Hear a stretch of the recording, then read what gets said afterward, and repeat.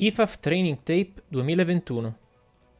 DPI, interferenza difensiva su passaggio, fatto da un giocatore della difesa al fine di impedire ad un ricevitore leggibile di prendere un lancio in avanti ricevibile. Nel dubbio, un passaggio in avanti legale è prendibile. Un fallo di interferenza può avvenire solo dopo che il lancio in avanti è stato effettuato e prima che questo venga toccato legalmente. Non è interferenza della difesa? 1. Quando immediatamente subito dopo lo snap, i giocatori che si fronteggiano sulla loss si bloccano e stabiliscono un contatto entro una yard dalla loss. 2. Quando 2 o più giocatori leggibili fanno un tentativo simultaneo in buona fede di raggiungere, prendere o battere un passaggio. 3. Quando un giocatore di B contatta legalmente l'avversario prima che il passaggio sia lanciato. 4. Quando c'è un contatto di B che sarebbe interferenza durante un down nel quale un potenziale kicker da una formazione di scrimmage kick simula un calcio, in realtà lanciando. MoFo 3.3 Falli di contatto. 8. Interferenza della difesa. A. Azioni che costituiscono interferenza della difesa sono 1. Non giocare per la palla. Contatto anticipato del difensore, che non gioca per la palla, sull'attaccante che gli impedisce o lo ostacola nell'opportunità di prendere la palla. 2. Giocare attraverso l'avversario. Il difensore posizionato dietro il ricevitore, per cercare di andare a prendere la palla, spinge nella schiena l'avversario che è davanti a lui. 3. Trattenere un braccio. Il difensore trattiene un braccio dall'attaccante per impedirgli una ricezione comoda. Grabbing and arm. 4. Creare una barriera col braccio. Il difensore estende il braccio davanti al corpo del ricevitore per rallentarlo o per impedirgli un'azione efficace di ricezione. Arm bar. 5. Tagliare la strada. Il difensore taglia la strada all'attaccante per impedirgli di effettuare la traccia desiderata e perdere il timing con il QB contattandolo e non giocando per la palla. Cut off. 6. Afferrare il ricevitore alla vita e farlo girare prima che la palla arrivi, in modo che la rotazione del busto e delle braccia impedisca la ricezione, anche se sembra che il difensore vada con l'altro braccio a deflettare la palla. Hook and turn. B. Azioni che non costituiscono interferenza della difesa includono 1. Contatti accidentali delle mani, braccia o corpo del difensore nel tentativo di raggiungere la palla, che non ostruiscano la traccia del ricevitore. Nel dubbio non c'è interferenza. 2. Involontari sgambetti quando entrambi i giocatori stanno cercando di raggiungere la palla. 3. Contatti quando la palla è chiaramente non ricevibile dai contendenti. 4. Appoggiare una mano sull'avversario per sentirne la posizione senza per questo trattenerlo, impedirgli i movimenti o girarlo prima che il lancio arrivi. C. Ulteriori note. 1. Se un giocatore che ha preso posizione per ricevere la palla e viene spostato, avremo un'interferenza. 2. Non è mai interferenza se il difensore tocca la palla e poi contatta l'avversario. 3. Per essere fallo, il contatto di interferenza deve essere evidente. 4. Difensore ed attaccante hanno lo stesso diritto di ricevere il passaggio. 5. Fondamentale è capire quale giocatore sta giocando per ricevere la palla e chi invece gioca sull'avversario. 6. Normalmente chi riceve usa 2 mani per prendere con sicurezza la palla. Spesso invece il difensore che vuole deflettare o battere il passaggio usa una mano sola. In questo caso è opportuno verificare che con l'altra mano non stia danneggiando l'avversario. 7. Quando si deve giudicare se un passaggio sarebbe stato prendibile o meno, bisogna immaginare quanto lontano avrebbe potuto correre il ricevitore o quanto in alto avrebbe potuto saltare se non fosse stato trattenuto.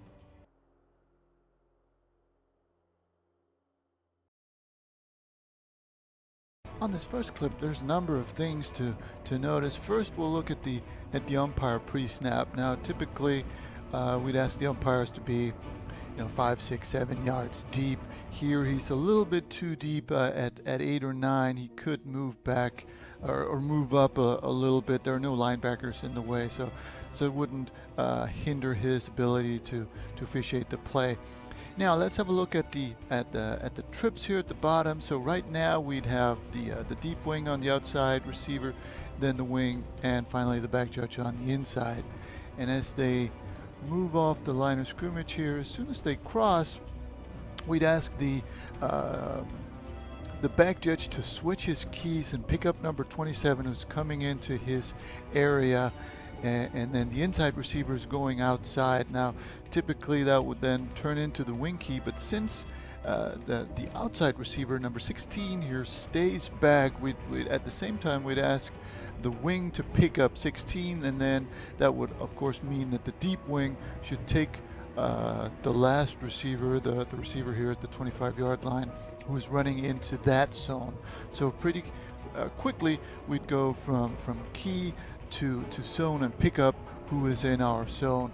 And right here is when the ball is being thrown. You can see in the pocket there the ball is being released. So now the ball is in the air, and here we've got a clear contact initiated by the defense. This is a type of cutoff, and the ball ends up being intercepted. Now you could say the receiver is 10 yards away, but I think since it happens so early, the ball is in the air. Had this contact not happened, the receiver certainly would have had a chance to get to the ball. So hopefully we're able to make this key shift so that we catch this, and we need to call this as a DPI cutoff. Now, since we've got a turnover, go ahead and make sure. Now, we don't have a flag here, so when we don't have a flag, we'd like the deep wing here to come up, kill the clock, good job, and then signal direction, since we do have a chance of possession, a turnover. If we had a flag, let's say the deep wing here had a flag for DPI, we would not want her to signal direction, since we know that we have a flag on the defense, just like we wouldn't signal a touchdown if we know we have an offensive foul on an apparent scoring play. But in any case, this should have been called as a DPI.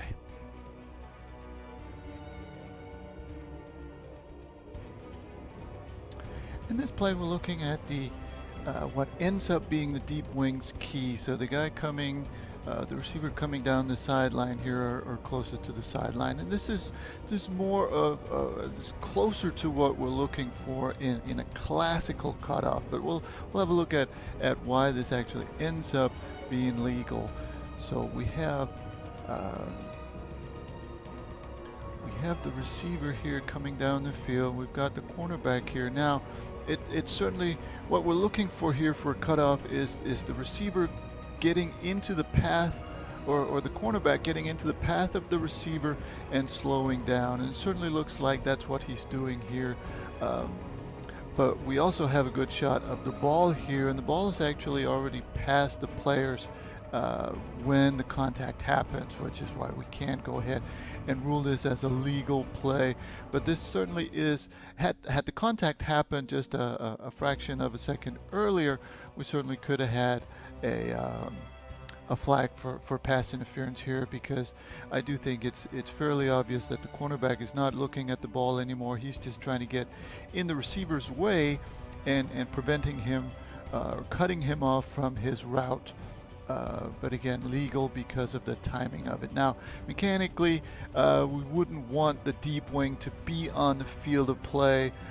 We have this nice 2-yard cushion off the field where we can move around. So let's try to stay off the field. Also, sometimes when this happens, the deep wing will be straight lined, and he won't actually be able to see the contact and see when it happens. So a lot of times, the back judge will have a better angle at what's going on, so he might also be able to see what's going on. And right now the back judge should be moving away from his initial key and coming over to these two players, and certainly should have enough time to come around to see this and see what's going on. But again, just looking at the players, it certainly looks suspicious, but because of the timing and the ball already being gone, we can let this one go.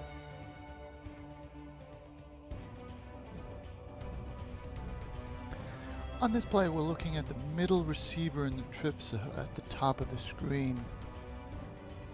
And he's going to go down the field here, and then you'll notice the cornerback there kind of gets in his way and slows down. So that is really the indicator, if you will.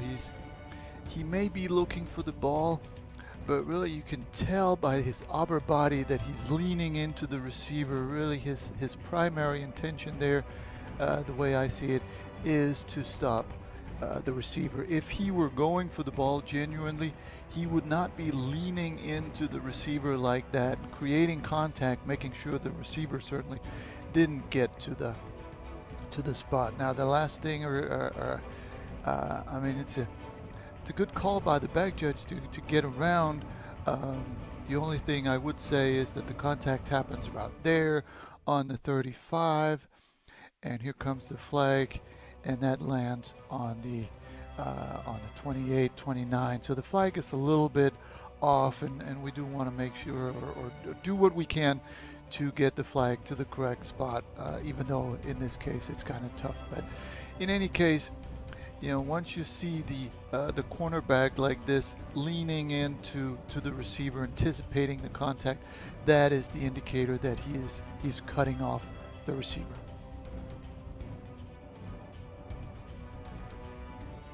On this next play, we're looking at the receiver across the field, and you'll notice how the cornerback never looks back until he makes contact and just kind of rides the receiver out of bounds. And you know, if he were going for the ball, that'd be one thing, but here he's just, the ball is in the air, and now he's initiating contact, riding the receiver out of bounds, essentially cutting him off from a possibility to get to the ball. Now, you can argue that the ball actually lands out of bounds, but it lands so close to the sideline that had the receiver not been forced out of bounds, he certainly would have had a chance to make this catch. So this is the kind of thing that we're looking for in a defensive pass interference cutoff.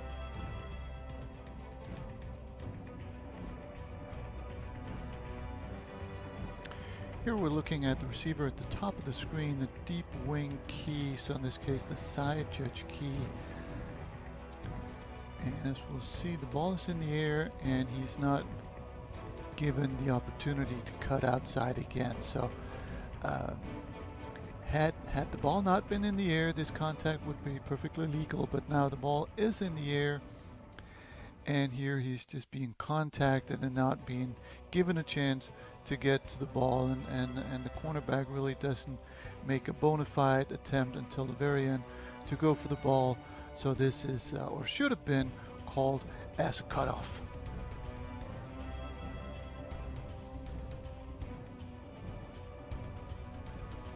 The last plays are going to be examples of legal contact, and here we're looking at the receiver closest to the screen, or rather B22, where you could argue that he's actually cutting off the receiver's path to the ball, but here he does it legally because he's making a bona fide attempt to go for the ball.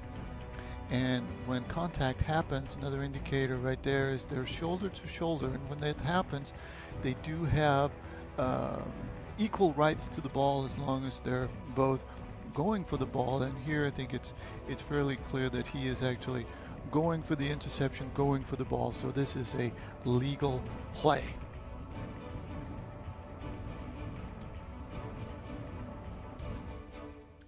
Another legal play, and again on the closest receiver here, giving us a good view.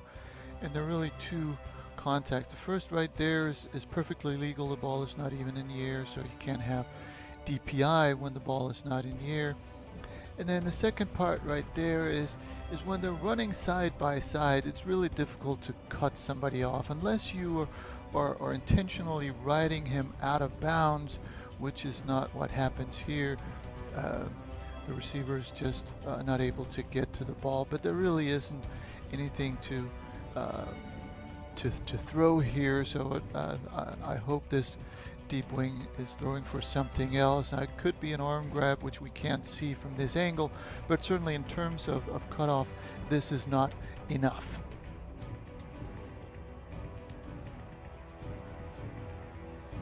Another legal play, another play with the closest receiver.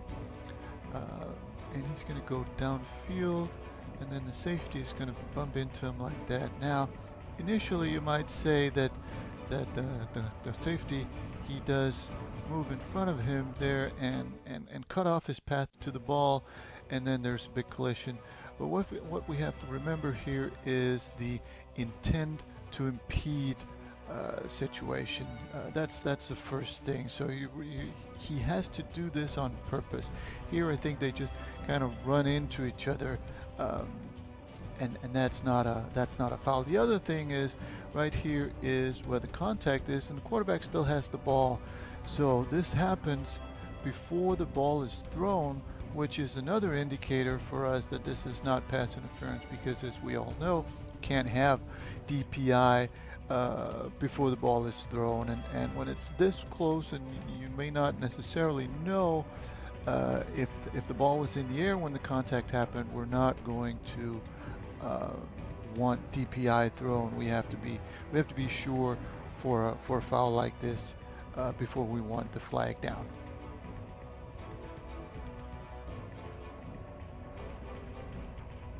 In this last play, we're looking at the trips bunch here, and one of the receivers is going to go down the sideline, and he's our guy. So right there, he's going for the ball, and there's clear early contact, and the receiver's pushed off his a chance to get to the ball. However, if we look at the cornerback here, or the safety or whatever he is all the way, he's going for the ball, and when he's making a bona fide attempt like this to go for the ball, and there's, essentially accidental contact there, that is not pass interference. Again, we go back to the intent to impede. We would have to be able to say that the cornerback is backing up here, knowing that he's going to make that contact, and he's doing that instead of going for the ball just to make sure that the receiver doesn't get to the ball. And I just don't think that we can say this here when they're both going for the ball and we have contact which is incidental. Then that is not a foul, so that would be an incorrect call here for DPI cutoff, because this is actually a legal play.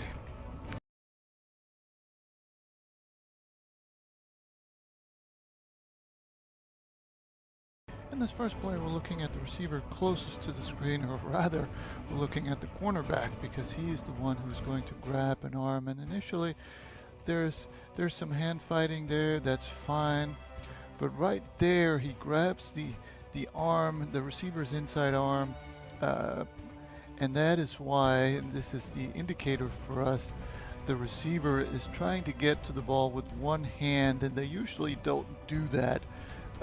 Typically when that happens, it's because the other arm is grabbed from the inside. And even though this is a deep wing key, the back judge actually ends up with the best angle to this. He is also the one who has the flag. And for the back judge right now, he should be moving away from his original key and coming over to these two players, and he should have plenty of time, which he does here too. Does a good job of getting over and seeing that arm being grabbed, and has a good flag, even though the back judge or the deep wing can't see it.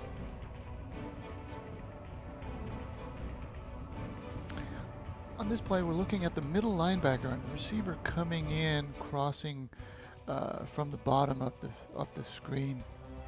So here comes the receiver, and right there is the contact. Now the contact in itself is legal right there, but it does appear, just by the way the receiver moves his upper body, it does look like his arm is being grabbed. Now the timing is very critical here, because right here is the contact, and there the ball is being thrown. And if we don't really know what happened first, the pass or the contact, if we don't really know if the ball is in the air when the contact happens, we're best off leaving it alone. But certainly, so this is a good no call. But certainly, had the ball been in the air here, this would be a clear-cut case for an arm grab and a DPI.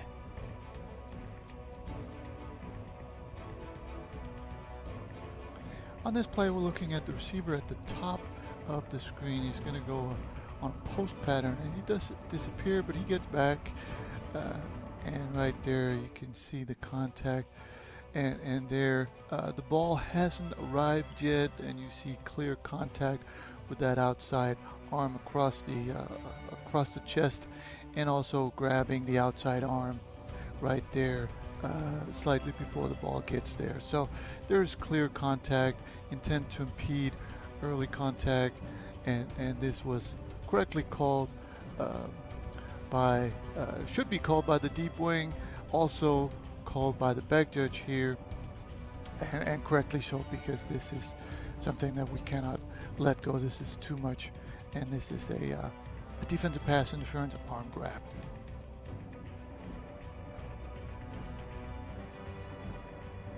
On this play, we're looking at the receiver at the top of the screen, the outside, and the deep wing key. And right there is the contact. Now, right there is the arm being grabbed as the ball is getting there. So the ball is clearly in the air. The receiver's one of her arms is being ripped away, and that is clearly part of why the ball falls incomplete. Now, in terms of who should call this, that could be very, very difficult for the primary key, the deep wing, to see that.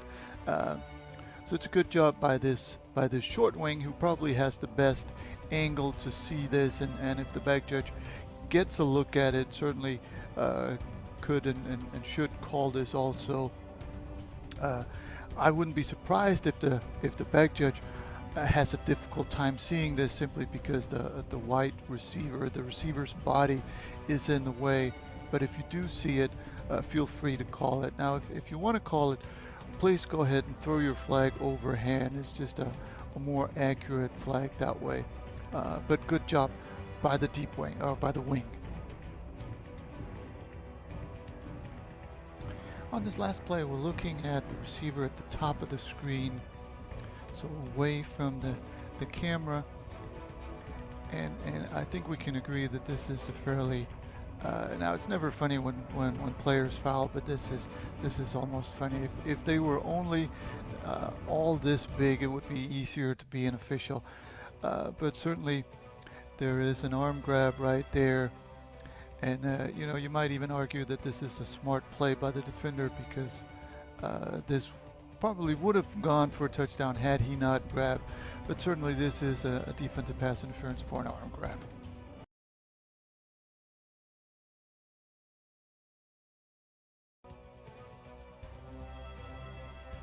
It's funny, we don't usually get very good footage from this angle or this field level. But here we actually get lucky. We're looking at the receiver here on this first play, right off the back judge's right shoulder. And he's going to come out here, right there. And we're going to see that contact fairly obviously. See right there, we've got an arm across, and there he is being turned. So we've got the hook in the arm, and we've got the receiver being turned. He would probably try to face the ball as it's coming down, but because the defender is turning him, he can't do that. So right there we've got the hook and we've got the turn, and it's a really good job by the back judge to get around it. It's not easy to come from one key over to another and see enough to call a hook and turn, but here he does it, and it's a correct call and very good job by this back judge.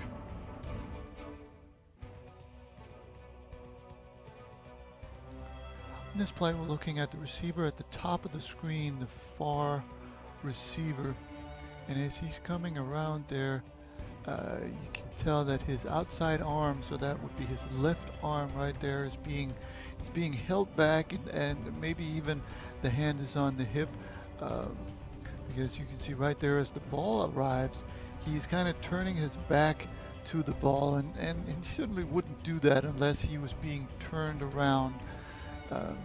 And here it happens fairly early before the ball arrives. Typically it happens right when the ball arrives. That's the toughest part of this. But here, see right there, the ball is there, and he's already been turned all the way around away from the ball. So this is a a good call by both the back judge and the deep wing.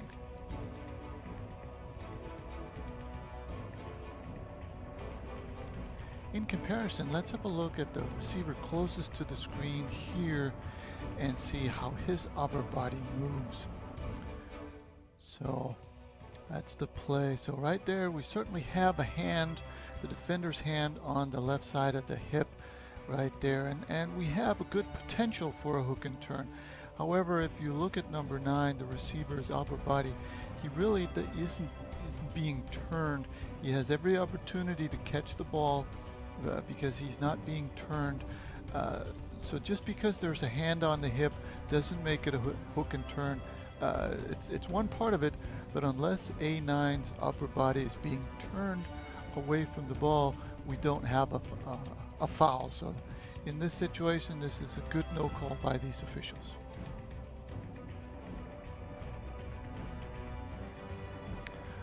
In this last play, we're looking at the outside receiver here, but before we do that, let's just have a look at some mechanics and this wing. So the receiver lines up, he wants to be in the backfield, which he is, and the receiver, or the wing, correctly signals him off the line. So what happens is probably he gets a recognition or an acknowledgement from across the line of scrimmage from his wing buddy. So he takes his arm down the wing, and the recommendation really is to keep your arm up until the snap. And the reason is, let's say they shift out of this, or let's say the receiver moves up on the line of scrimmage. As a wing, you really don't have any possibility, any opportunity to signal that across the field to your wing buddy. If you've already taken your hand down or your arm down. So keep it up until the snap, and then if the receiver moves up or the two receivers switch on the line of scrimmage, then when the receiver moves, you can take your arm down to indicate that now he's on the line of scrimmage. So please keep it up until the ball is snapped. Now let's have a look at this receiver and see this type of hook and turn that we have here, because there are a number of things that are interesting here. So right there, we certainly have we've got the hook, and we're also turning the receiver. So this is a typical hook and turn. However, the ball is being snapped right on the 40-yard line, and the contact certainly starts right on the line of scrimmage. And you could argue that since the pass interference has to happen beyond the line of scrimmage to be pass interference, that this does not meet that requirement. What we do have, where we don't worry about where the line of scrimmage is we do have defensive holding, so we certainly could have called that instead.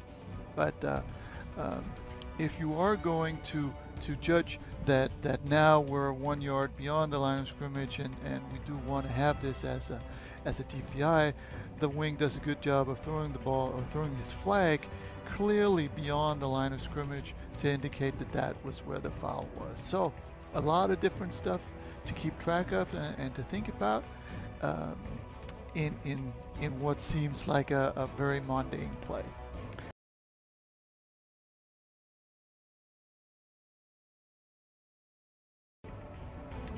In this first play, we're looking at the slot back closest to the camera here, and he's going to go downfield, as you'll see.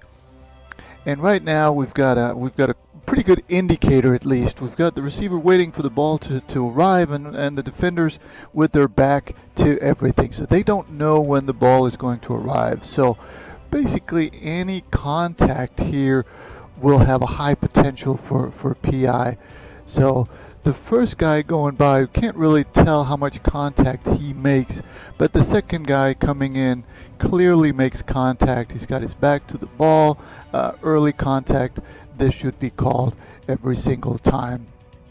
certainly when it's this obvious and this early compared to when the ball gets there. And it really doesn't matter that the receiver has to move back towards the ball. It is the responsibility of the defender to not make this contact, especially when they're not looking at the ball, when they're not looking back to see what the play is. So this is a good call, both from the back judge and the field judge.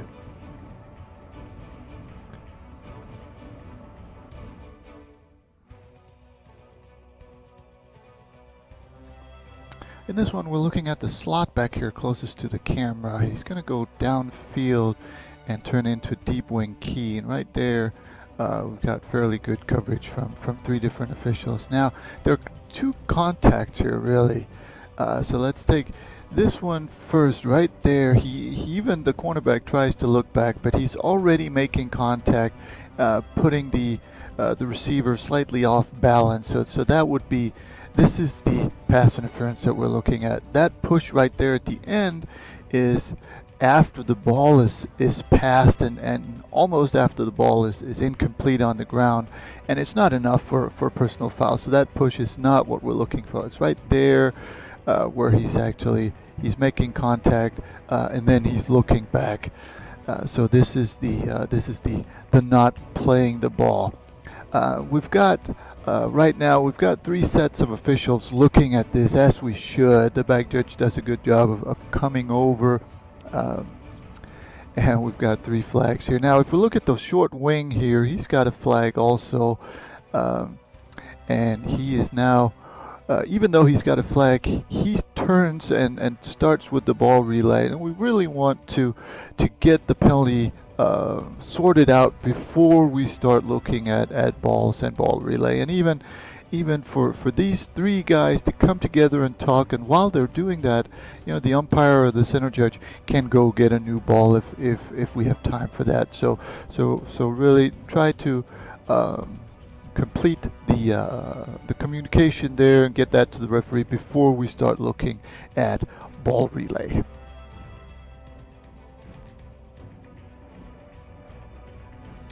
On this play, we're looking at the back judge key, so the slot back away from the camera. At least he is initially the back judge key. As soon as the ball is in the air right now, both the back judge, the side judge, the deep wing over there, and the short wing, the linesman, will all be keying in on this action. And right there, you see the cornerback really doesn't look at the ball. He's got his focus on the receiver all the way. And again, it doesn't matter that the receiver is actually almost initiates the contact by going for the ball. As soon as the cornerback doesn't look for the ball and creates this contact, or the contact is made, we're going to put it on the defender as defensive pass interference. Now, let's say that the receiver stepped on the sideline before this contact happened. In that case, there would be no defensive pass interference, because now the receiver is out of bounds, and you can't have pass interference against the receiver out of bounds. The other thing to note here is the deep wing. Typically, we want the deep wing to stop at the goal line when they're backpedaling. However, here it becomes fairly obvious that the interesting place to watch is at the sideline around the 4 or 5 yard line. So the goal line here is not important. So he does a good job of getting into position where he can rule on the play. Now that's in the end zone in this case, and that's fine as long as the goal line is not threatened. So good job by this deep wing. We end up with flags from the 2 deeps. We could also have had a flag from the short wing.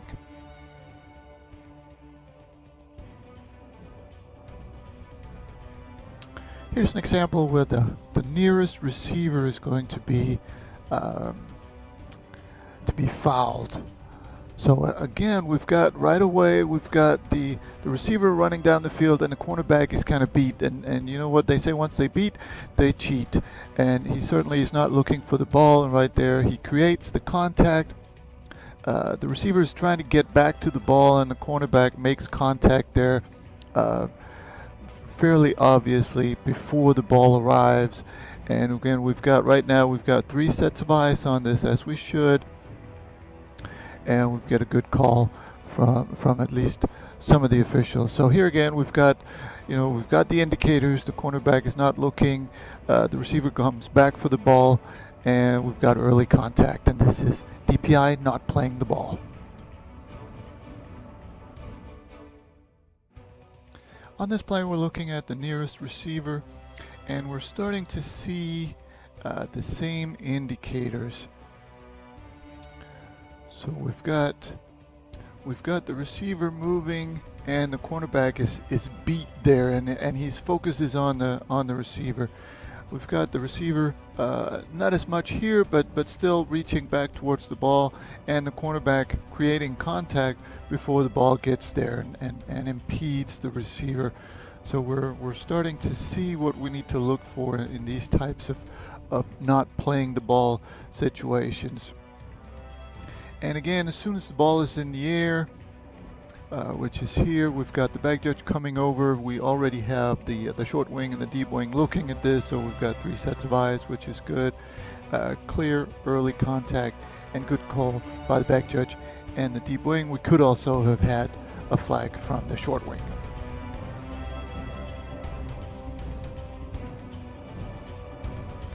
Another play where we're looking at the deep wing key here closest to the camera, and this one will also be called by the back judge.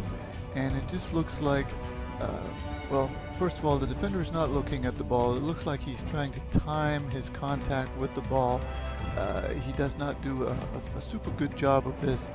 So again, we've got the same indicators. He's not looking at the ball. He's making contact without looking back and before the ball arrives.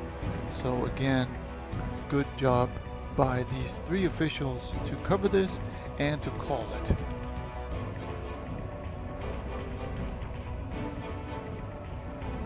On this play, we're looking at the tight end here closest to the camera. He's going to go down and obviously be fouled. So let's just have a look right there. And the defender thinks he does a good job of batting the ball away, which he does. However, he does, we've got the same situation here again. The receiver down the field looking back, and the cornerback not looking back. So any contact right there, I think it's obvious that the cornerback is pushing the receiver.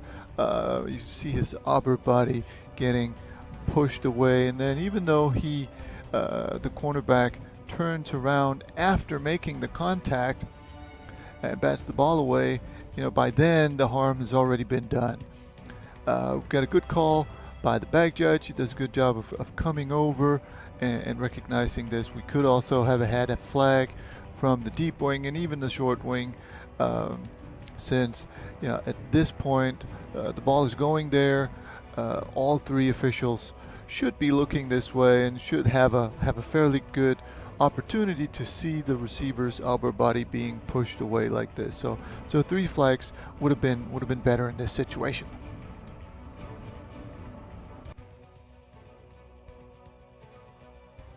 On this play, we're looking at the receiver here closest to the screen, and this is going to be interesting for a different reason, because his own cornerback is actually looking back for the ball. But if we're looking at the safety number B7 coming in, he doesn't look at the ball at all anymore, and he creates early contact. Now, sometimes we say if there is potential DPI here and then the ball is intercepted well before the ball gets there, then there is no pass interference. However, here I think it's fairly obvious that if this contact by number 7 on the intended receiver A33 had not happened, then 33 would certainly have had a chance at making a play for the ball, and that chance is taken away from him here. So I think this is a good example of a situation where we should have, and I think we do have, a flag down for DPI not playing the ball by B7, even though the ball is subsequently intercepted by B23. So let's compare this play to the last play where we have a not quite identical, but at least similar situation.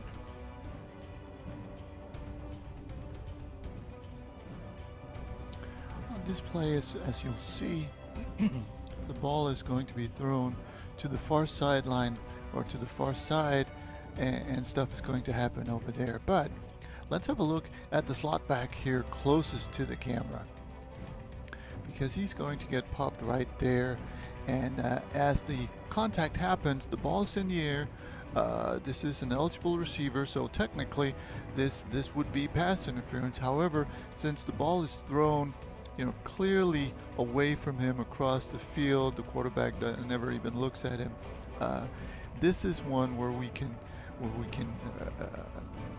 not call pass interference by philosophy.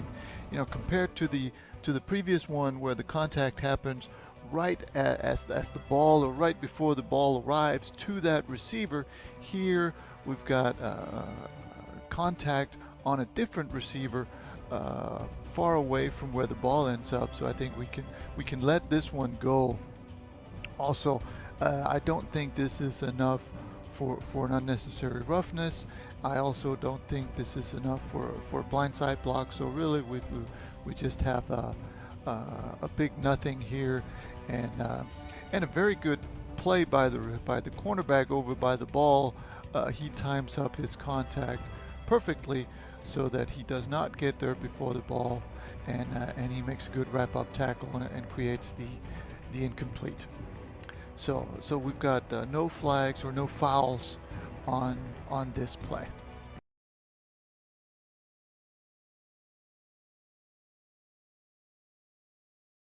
On this first play, we're looking at the slot back on closest to the camera here on the near side. And here comes the ball, and here comes the safety. Now, this is going through the back. The question is the timing, but here I think you can clearly see that he does make contact through the back before the ball arrives. Now, he would probably argue that, well, he was going for the ball, and while that's true, he still cannot go through the back of the receiver even though he's going for the ball. So this is a pass interference. Now, if you'll notice here on the sideline here, a couple of the coaches are arguing that this is an uncatchable forward pass, but I hope we can agree that this is certainly a catchable ball. I mean, the ball almost hits him in the head, or certainly goes through his hands. So this is, and remember, when in question, it's catchable, and here it certainly is catchable, and a foul for DPI playing through the back.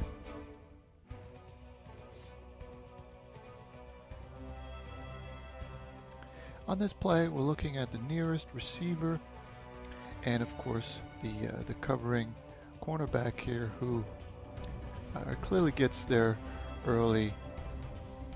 See, right there is the contact, and the ball is quite a ways off, and he does make contact and impede the receiver's ability to catch the ball. And even though the defensive coaches here like the play, this is a correct call for DPI, called by both sideline officials.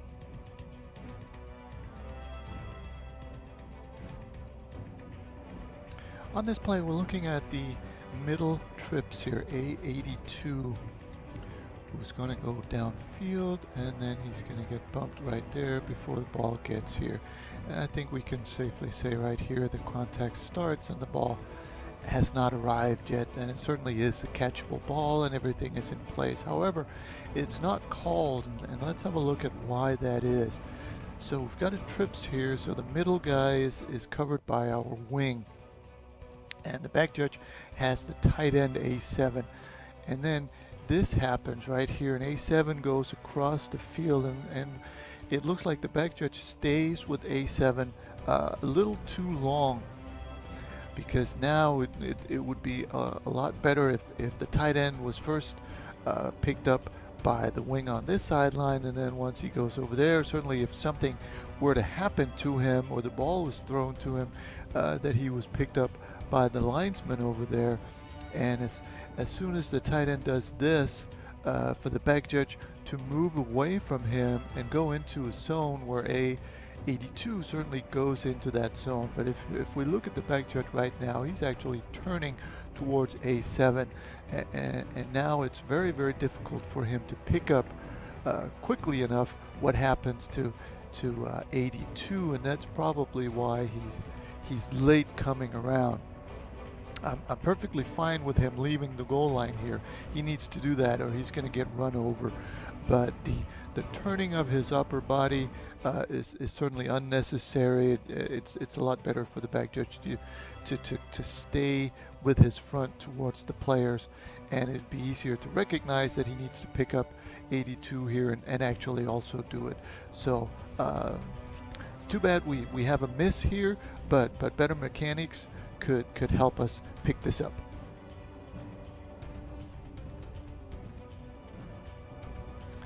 On this play, we're looking at the motion guy.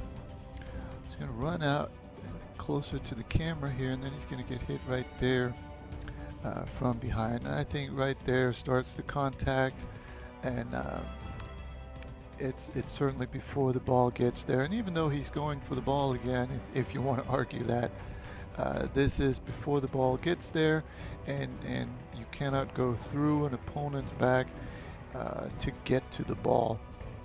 So this is a good call by the wing and the deep wing. Now as the ball is getting there, we probably have three officials looking at it, the two sideline officials and the back judge. However, for the back judge, it can be difficult to see with this kind of angle how much contact there is before the ball gets there. So it's okay for the back judge not to have a flag. And right here we've got the two sideline officials get together before we go into ball relay. But you know, for the back judge, even though you don't have a flag here, there's still stuff to do. And here the back judge comes and gets the coach off the field, does a good job with that, because we don't want the coach to be on the field like right there. So it's a good job to get him off the field, and the back judge is even rewarded with a little water for his trouble. So that's a good job all around from this crew.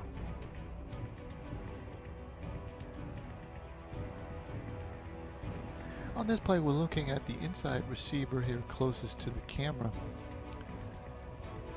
And what's going to happen is the cornerback of the safety is going to go for the ball, but he's going to do that enough through the back that this is a foul.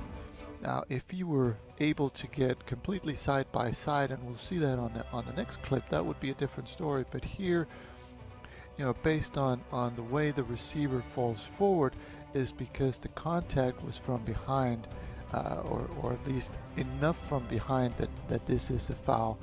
And it certainly is before, so while the ball is in the air, but before the ball gets there. So this is correctly called a foul. And we'll see right there is the contact, which is the 12-13 yard line, give or take. And here comes one flag, and here comes another flag. And let's just have a look at see, they both do a good job of adjusting. Where the wing does it the correct way is he picks up his flag, and then he goes to the spot and drops it, where the deep wing picks up his flag and then he just kind of tosses it again. If you're going to pick up your flag, please do as the wing here does. Go to your spot and then drop it like that. And we end up much more accurate that way.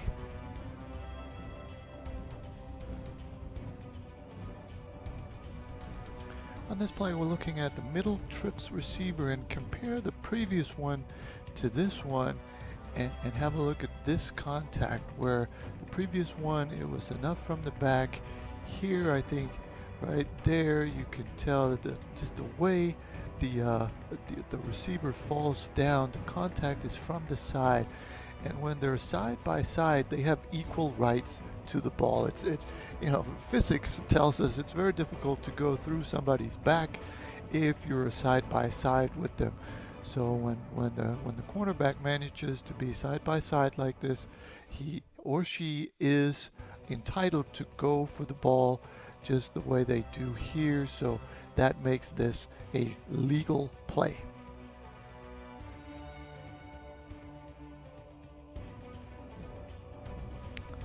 On this play and the last three plays, we're going to look at situations where it's just too tight to call. We're looking at the inside trips receiver on this play. And this is what we refer to as bang bang, where you cannot really tell what gets there first, the defender or the ball. And when it's this tight, we call it a bang bang, or we typically we leave it alone, because the only way that we can be consistent is to not call this. We might be able to, you know, freeze frame it to see what got there first, but if we can't tell in real speed that the contact was before the ball arrived, then we typically leave it alone and chalk it up to a good defensive play.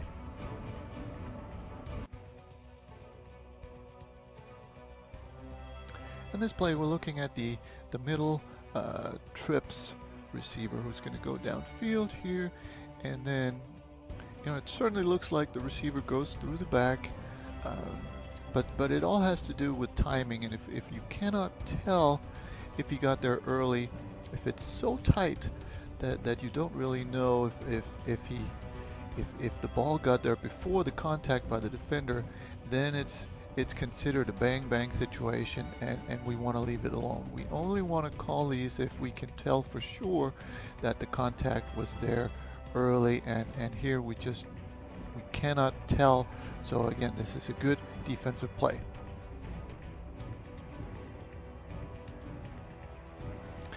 And in this last play, we're looking at the outside receiver here closest to the camera, and you might even say that it looks like the contact is there early, but again, he catches the ball.